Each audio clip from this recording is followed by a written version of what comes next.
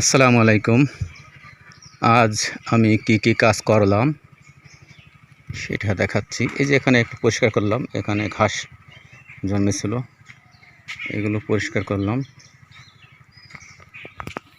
এই মরিচ গাছটার গোড়ায় মাটি দিলাম,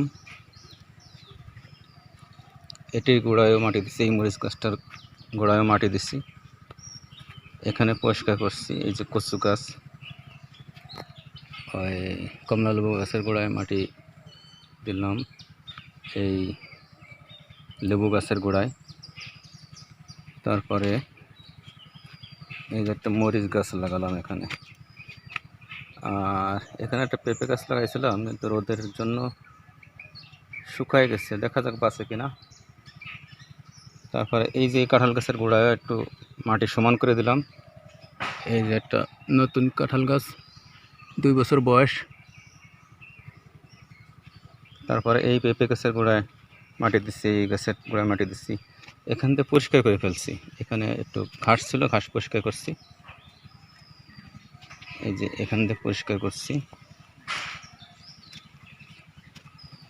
এই আম গাছটার গোড়ায় মাটি দিচ্ছি।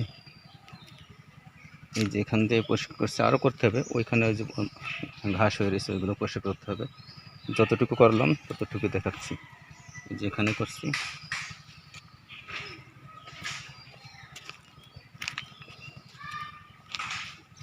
এই যে এই পাশ দিয়ে করছি। এখানে একটু ঘাস হয়েছে, এটুকু করবো আর কি। যেটুকু করছি সেটুকুই দেখালাম, যেখান থেকে করছি।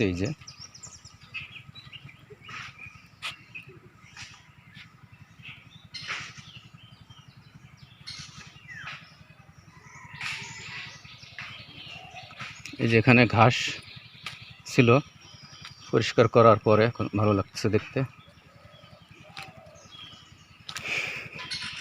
এই যে পাশে পুকুর, পুকুরের পানি আস্তে আস্তে পরিষ্কার হতে শুরু হচ্ছে, দেখা যাচ্ছে।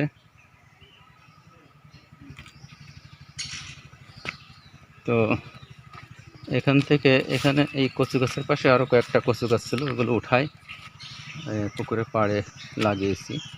দেখে আসি কোথায় লাগিয়েছি, লাগিয়ে দিলাম পুকুরের পশ্চিম পাশে।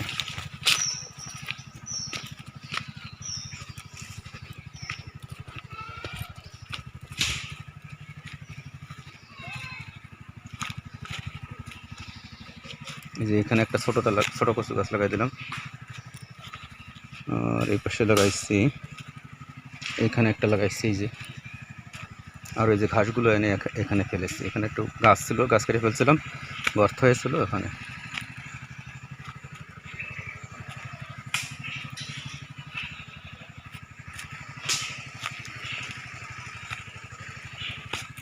এখান দিয়েও পরিষ্কার করা হয়েছে, আরও করব। তো আজ এ পর্যন্ত। আল্লাহ হাফেজ, সবাই ভালো থাকবেন।